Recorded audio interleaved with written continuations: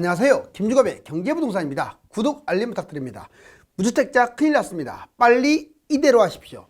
IMF와 OECD 등 국제 주요 기관들이 세계 집값 폭락을 강력하게 경고하고 나섰으며 W자형이나 L자형 장기 침체에 빠질 수 있다고 하였습니다. 규제가 해제된 지역들이 하락폭이 더 커지면서 집주인들이 쇼크에 빠진 상황이며 역전세란도 부동산 붕괴와 함께 집주인과 세입자 모두 고통스러운 상황이 닥칠 것으로 보입니다. 부동산 바닥 징조는 이것으로 확실히 알 수가 있습니다. 그렇다면 왜 무주택자들이 큰일 났을까요? 유료 상담은 010-3999-8808 제가 직접 매도와 매수 타이밍 입지 추천해 드립니다. 자, 무주택자 큰일 났습니다. 빨리 이대로 하십시오. 놔둘까? 그냥 집을 팔지 말고 놔둘까? 팔까? 지금 팔 수 있다면 20%, 25% 이내로 팔 수 있다면 팔아버리는 게 정석 맞아요. 자, 그 다음에 OECD, IMF 세계 주택시장 폭락입니다. 1년 전에 집 사라고 계속 했었잖아요. 그런데 이제 코로나 때문에 돈을 무진장이 찍어내고 저금리 상황에서 이 갈 곳 잃은 돈들이 부동산하고 주식에 몰리면서 거품이 무한정으로 커진 거예요. 그나마 주가는 그래도 3분의 1 정도 폭락을 해버렸잖아요. 근데 부동산은 이제 막 빠지기 시작한 거야. 그렇기 때문에 압이 규환입니다. 세계 주택 폭락 강력 경고. OECD 볼까요? 38개국 OECD 국가 중에서 자, 여기 보시면 50년 중 최고로 급등했어요. 대부분 나라들이 50년 이래 제일 많이 뛰었어. 왜? 솔직히 코로나 이런 사태가 쉽지 않잖아요. 돈은 무진장이 찍어냈고 돈이 부동산으로 몰린 거야. 다른 나라도. 2022년 미 금리 인상으로 지금 급락 중입니다. 모기지 급등으로 집값 역시 하락하고 있고요. 경기 침체, 실질 임금까지 떨어져서 부동산을 잡을 수 있는 그런 여력이 더 없어요. 그러다 보니까 하락을 부채질하는 거죠. 2008년 이후 최대 하락. 이번엔 IMF 통화 긴축 이걸로 글로벌 주택이 지금 집값이 다 떨어지고 있다. 선진국보다는 신흥국이 지금 타격이 크고 있고 현재 예상보다도 선진국은 마이너스 10%, 신흥국은 마이너스 25% 정도 떨어질 걸로 예상을 하는데 이 수치는 이렇게 보시면 돼요. 한 40%, 한 50% 무지막지하게 떨어진다는 뜻이에요. 자, 그 다음에 금리 1% 인상할 때마다 집값은 최소 2% 이상 하락한다는 연구 결과가 나왔고요. 자, IMF는 중국, 호주, 독일, 우리나라 지금 집값 하락세가 뚜렷하다고 지적을 하고 있습니다. 주요 기관, 자, 모간 스탠리 2008년 분기는 없다. 근데 이제 여러 기관을 한번 다 뽑아봤어요. 모간 스탠리는 2008년 분기 없다. 무디스 공급 부족. 지금 전 세계적으로 대체적으로 집이 아직도 부족하다. 그래서 급락 가능성은 낮다. 옥스퍼드 이코노믹 소폭 하락할 것이다. 자, 상당히 낙관적이지만 근데 여기 보시면 나이트 프랭크 폭락이 확산되고 있다. JP 모건 부동산 거품 분기가 확실하다.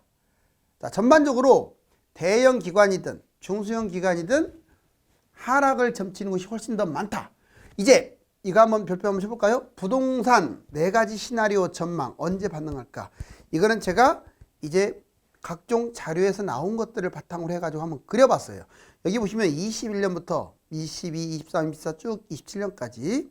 그럼 여러분들 많이 들어봤을 거예요. 이제 V자냐, U자냐, W자냐, L자냐. 이거에 따라서 이제 변화가 있는데 가장 낙관적인 것은 V자예요. 빨간색 보실래요? 자, 지금 이게 0입니다. 0. 이 밑으로 내려가면 마이너스예요. 다. 떨어진 건 기정사실이에요. 자, 여기 보니까 2021년부터 빠지기 시작을 해서 2022년에 지금 막 빠지고 있죠. 그러다가 2023년 내년 상반기나 중반기 정도 회복을 해서 쭉 올라가가지고 내년 하반기에 반등.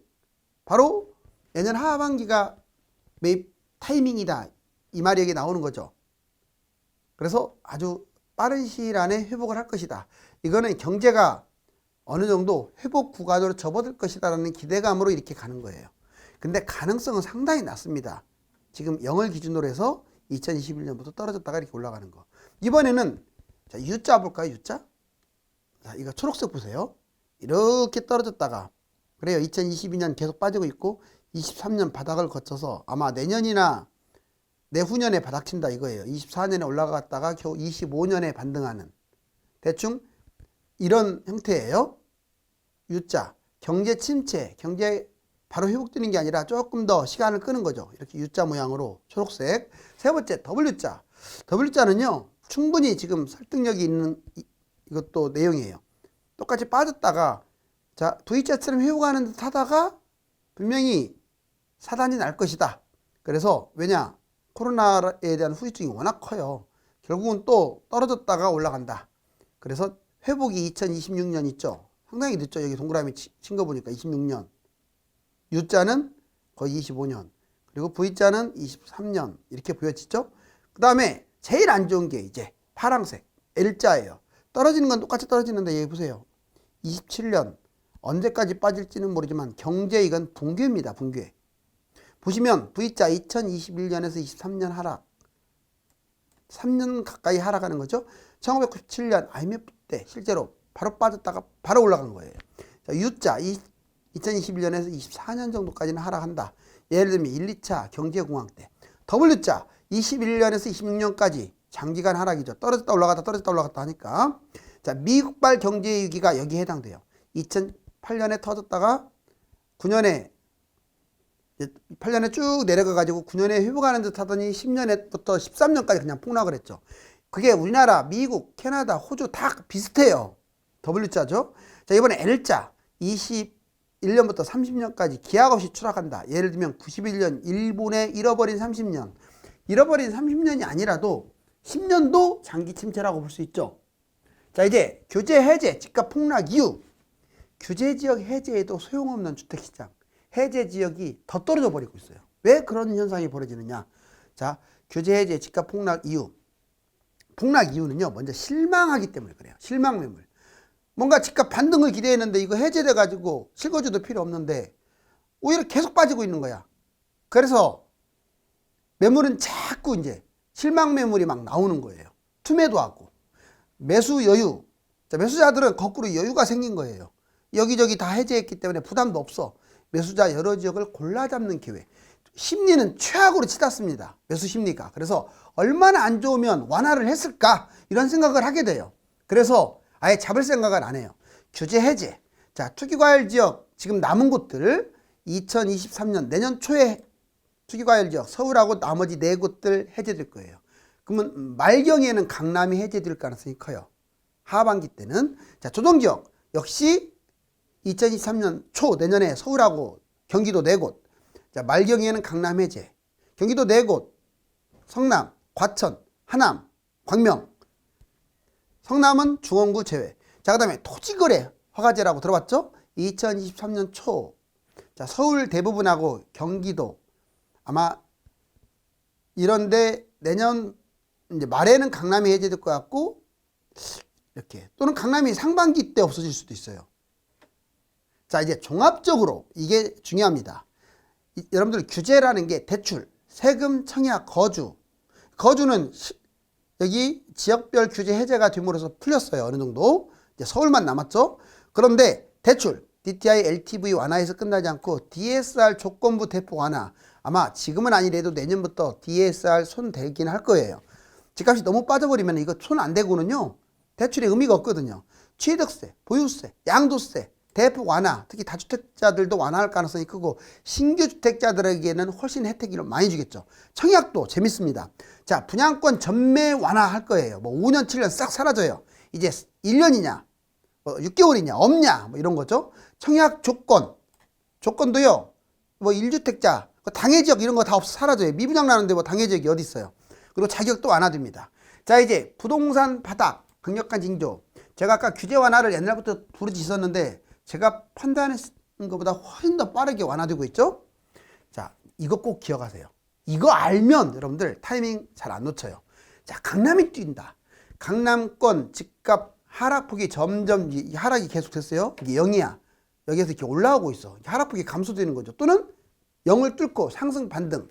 바로 이게 전국 집값에 상승할 수 있는 그 반전의 바로미터예요. 두 번째, 지역별 명품 아파트 하락폭 감소. 지역별로 비싼 아파트들이 폭락을 하다가 결국은 점점 이제 올라오는 거야. 그리고 머리를 들고 그러다가 상승 반등. 자, 세 번째 서울하고요. 서울은 좋은 곳들이잖아요. 서울의 대단지 뭐 뉴타운이나 또는 재건축 지금 이런 것들 분양하게 되면 아마 미분양할 것 같아요. 지금은. 그런데 그 특급 지역인데 얘들이 피가 올라가는 거예요. 보세요. 지역별 또 분양권 아주 좋은 곳들 각 지방 이런 데도 분양권이 피도 안 붙었다가 미분양 났다가 프리미엄이 붙어. 새 아파트부터 항상 시작하는 거거든요. 부양책. 자, 이번에는 부양책을 쓰면 이거 바닥 징후입니다. 세금, 대출, 청약, 거주, 규제 완화. 지금 거의 다 없어지고 있잖아요. 여기에 부양책. 자, 신규 주택을 매입했거나 또는 미분양을 매입한 사람은 5년간 또는 평생 주택수 제외하는 파격적. 이거 또 나올 거예요, 아마. 그 다음에 매수 심리가 최악이야, 지금. 부동산 누구나 다 부정적으로 몇 년 빠질지도 몰라. 이때가 바닥인 거예요. 뭐든지 다 안 되려고 하고 일반인들이 관심을 딱 멀리 했을 때가 바닥이다. 거래 급등. 갑자기 거래가 없다가 거래가 점점 늘어나고 있어. 국내의 경제 주식 또는 해외 집값이 바닥을 다지고 거래량이 늘어나 또는 반등해. 다주택, 투자. 이 사람들의 거래가 증가한다. 다주택자들이 집을 사요. 또 늘어나고 있어요. 투자자들도 늘어나고 있어요. 이거는 분명히 상승 징후예요. 또 그게 아니라도 거래가 증가하는 것은요. 집값이 뛸 가능성이 높아요. 단지별 상승 전환. 서울 외곽, 경기 지방 70% 정도. 자, 아파트 장기 침체 뭔 말이냐. 만약에 강남이 뛰고 부양책 나오고 거래가 급등한다고 하더라도 놀라지 마세요. 서울의 완전 외곽이나 경기 지방의 대부분 70% 아파트는 움직이지도 않아요. 그러니까 바닥 쳤다고 무조건 잡는 게 아니에요. 바닥 쳤을 때 잡는 것은요. 강남이나 서울의 좋은 곳들 또는 각 지역별로 랜드마크나 해당되는 거고 대부분들은요. 오랫동안 한 거의 7년, 5년, 10년 이렇게 안 올라갈 수도 있기 때문에 상황을 봐야 한다. 꼭 기억하세요. 이번에는 역전세란 신가 이거 계속 뉴스에서 나오고 있어요. 집값 붕괴가 올 수도 있어요. 우리나라만 갖고 있니 전세가 붕괴되기 때문에 상당히 심각합니다. 서울 전역 덮친 역전세난, 집주인 세입자 모두 이자의 한숨. 이거 보시면 알잖아요. 반포 자이, 반포 리체 거의 40억 근처까지 갔던 아파트들이 이제 30억대 그 초반까지 떨어졌는데 문제는 전세 30평대 전세가 거의 20억이 다 넘었었던 것들이 10억, 12억 이래요. 아주 심각하지 않나요? 그렇게 비싼 아파트들, 그래서 살기 좋은 거기 핵심 지역이 12억이라면 다른 곳들은 말해 뭐예요. 이제 본격적인 전세 폭락 시대가 돌아왔어요. 왜 그럴까요? 여기 보세요. 자, 역전세란 집값 붕괴 징후인데 집주인이 경매당할 위험이 있어요. 2년 전 전세가보다 하락을 해서 보증금이 부족한 거야. 막 그냥 1억 떨어진 것은 모르겠지만 막 4, 5억씩 떨어지면 난리 나겠죠. 자, 매물 급증하고 거래는 급감하자 전세를 못 돌려줘요. 그래서 전세가율이 높은 지방하고 빌라라든가 아파트 아닌 것들, 나홀로 아파트 이딴 것들, 얘들은 경매당할 위험이 커요. 왜? 전세가하고 매매가가 바짝 붙어가지고. 자, 세입자도 전세 위험하죠. 자, 매매, 전세가 동시에 지금 하락하고 있는데 집주인이 전세금이 지금 부족한 거야. 그래서 못 돌려주는 사례가 지금 계속 보증금 사고라고 하죠. 매매 급락, 깡통 전세. 전세가 매매가를 추월해 버렸어. 그래서 요즘은 또 전세 기피 현상이 일어나다 보니까 전세가가 자꾸 떨어지는 거예요. 왜? 전세를 살면 매수를 못 하니까 매수 대기하느라고 월세 사는 거예요. 또는 전세대출 이자가 너무 세. 보통 전세대출 이자 받잖아요. 이건 너무 세다 보니까 그걸 기피하는 거예요. 차라리 월세 살고 말지. 전세 줄어들고 월세가 급증한다. 이게 지금 트렌드인데 거래량이 지금 역전됐어요. 월세 비중이 전세를 추월했다 이 말이에요. 이러다가 우리나라만 갖고 있는 전세제도가 사라져버릴지 모르겠어요. 전세제도가 사라지면 갭투자도 위험하죠. 갭투자도 사라질 위기에 있죠. 그렇지만 뭐 당장 사라질 것 같지는 않아요. 제가 보기에는. 또 하락장에는 꿈틀거려서 엄청 늘어나겠죠. 월세 선호, 금리 인상, 그 다음에 깡통 전세, 매수 대기자 이것 때문에 월세 선호. 갭투자는 급감하겠죠. 투자자들이 사라지고 보증사고가 급증하다 보니까. 자, 현재 상황이에요. 이것은. 이제 한국과 유로존 경상수지 추이, 세계 경기 침체. 우리나라 보실래요? 자, 경상수지 5월달 38.6억, 56.1억 이렇게 플러스는 났는데 8월달에 엄청난 적자. 9월달에 흑자는 났지만 옛날에 비한다면 지금 택도 없어요. 10월 달에 잘못하면 또 적자로 전환될 수도 있어요. 내년에는 더 경제 성장률이 더 암울하고, 경제가 집값하고 주가를 알 수 있는 이게 바로 바로미터예요. 그러니까 경제 성장률을 꼭 기억하셔야 돼. 근데 여기 보세요. 자, 오히려 여기 코로나 때보다 여기가 더 내려왔죠. 이게 바로 유로존이에요. 유로존 얼마나 심각합니까? 지금 에너지 대란도 이제 생기게 됐고, 코로나 때보다 더 추락하고 있어요. 지금 유로존 2개월 연속 마이너스, 심각합니다. 엘리트 2년 전 시세 폭락, 감정가 공시가보다 낮은 아파트, 뭔 말이냐? 자, 엘스 27억이 19억 5천, 그 다음에 리센츠 26억이 20억, 트리즘 24억이 18억. 정말 많이 빠졌네요. 거의 3분의 1 이상 빠졌죠. 자, 송파구 전용 84. 근데 2년 전 시세하고 비교해봤더니 엘스, 리센츠, 트리즘 2년 전 시세보다 더 낮아요. 지금 다. 여기만 그러겠습니까? 여러분들 경기도가 됐든 서울이 됐든 내놔보세요. 2년 전보다 비싸게 받는 곳도 있겠지만 그 밑으로 빠진 곳들이 더 많아요.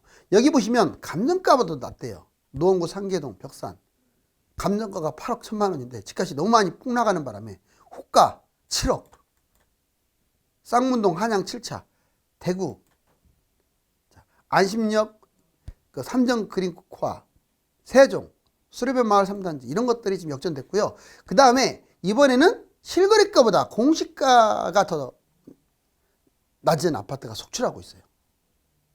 실거래가가 공시가보다 더 낮아. 보시면 아파트 잠실주공 5단지 고덕그라시움, 잠실헬스, 그 다음에 송도더시합, 센트럴시티 등등등. 이처럼 그러면 나중에 이제 조세 저항이 생길 수도 있어요.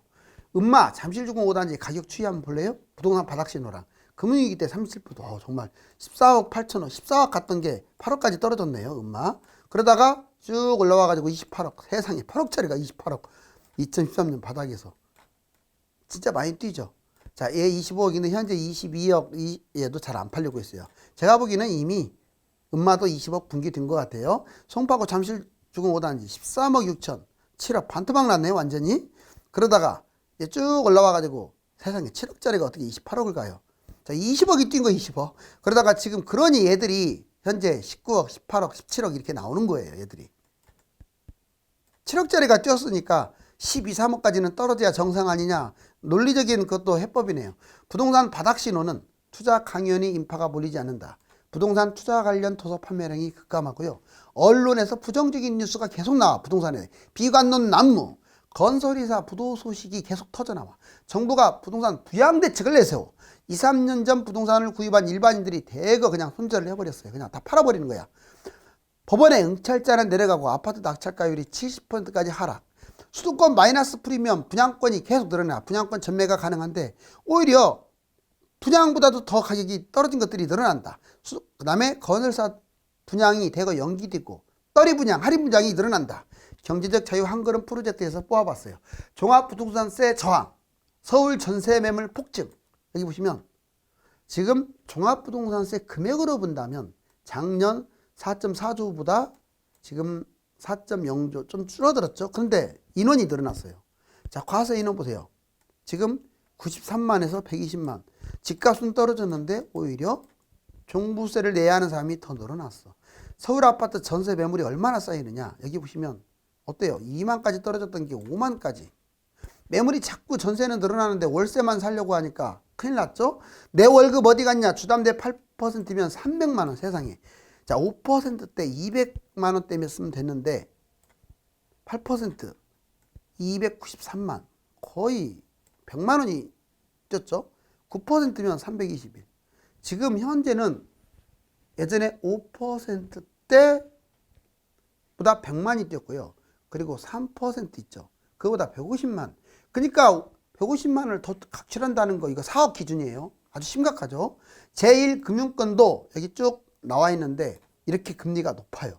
상품 잘 보시고 판단하시고, 원달러 환율 추이 쭉 올라가서 1440원짜리까지 갔었죠. 그러다가 지금 1300대로 이게 아주 원화 가치가 올라가고 있는데 과연 계속 떨어질까요? 자, 이 주가하고 거의 연동성도 강하기 때문에 여기 보시면 킹달러가 또 계속 지속될 가능성이 높아요.